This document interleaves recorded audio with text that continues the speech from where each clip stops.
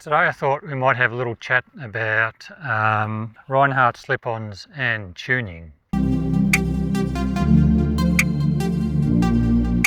Now I saw a video just recently where Reinhardt were talking about their slip-ons and how they don't advise that you put lollipops into the end of the slip-ons or make changes to the baffles in any way, because they are perfectly tuned and set up as they are. Now that's great. When I put these slip-ons on, I noticed a significant loss in bottom end torque, or just bottom end power. It was much better up top at highway speeds. They definitely flowed air much better than the stock system. The stock system feels choked up in comparison to these. So yeah, for sure they do flow air once you're up in the revs and once you're out at highway speeds. But I found that just off the bottom, just taking off, I found it was just a lot less torquey than the stock mufflers, which is why I put the lollipops, or yeah, made my own lollipops and put them into the end of the slip-ons. In doing that, I noticed that I picked up all my bottom end torque straight back again, and it all came back, and it made a huge difference. It also helped to alleviate some of the decel popping. Decel popping I don't mind, but it was like it was a bit of backfiring. It sounded like when I backed off, all of a sudden it was just bang. It just let out a big bang. Those lollipops also helped to alleviate a lot of that. I thought I had solved the problem because I was getting reversion, and those lollipops are designed to reduce reversion. But I'm now wondering if Reinhardt say you don't need to do any of that sort of stuff, and the slip-on's absolutely fine, then the loss of power must be coming from the bike running lean with these slip-ons installed. When a bike's running lean, typically when you go to accelerate, you'll feel like a lack of power, and then it will start to build up, and then away it'll go. Conversely, if it's running rich, when you go to accelerate, it'll just dip, it'll just sort of bog down and then pick up.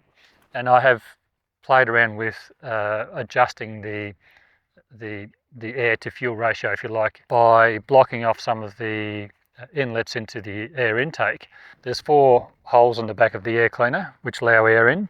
By blocking off one of those holes, I did find that I did reduce decel popping a little more, and then when I blocked off 2 of those air inlets, I went to cross an intersection and the accelerator is just bogged down, and then I thought, okay, now it's running too rich.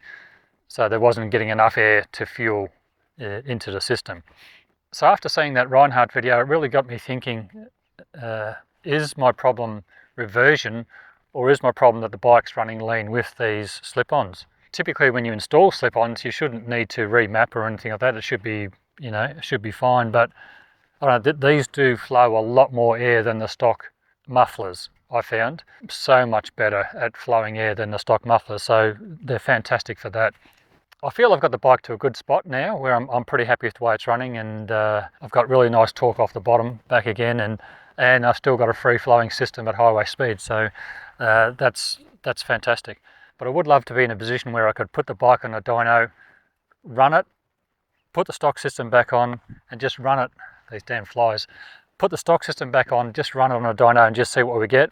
Then put the slip-ons on, run it on a dyno and see what the air fuel's like, whether it's running lean, and measure what the torque is off the bottom, and then put my mods back onto the slip-ons and what I've done through the air cleaner, and measure the torque and horsepower with those mods installed.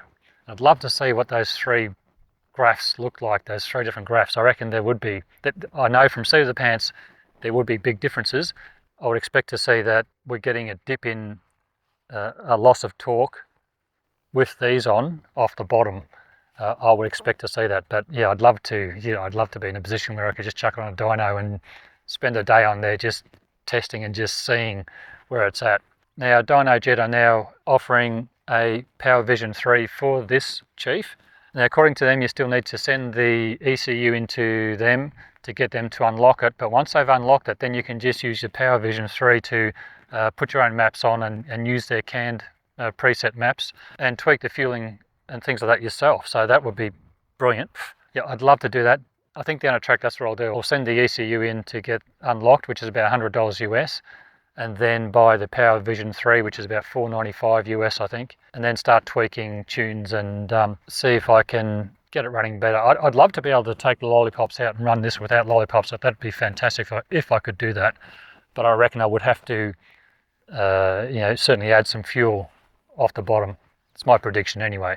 All right, I thought I'd just share my thoughts on that. Just pulled over here. It's a beautiful day. A bit windy, but I'm also testing out my new Saddleman step-up seat and seeing what that's going to be like for longer rides. And I've put the screen back on as well. But that's for another video. If you've made it this far, thanks so much for watching. And until next time, bye for now.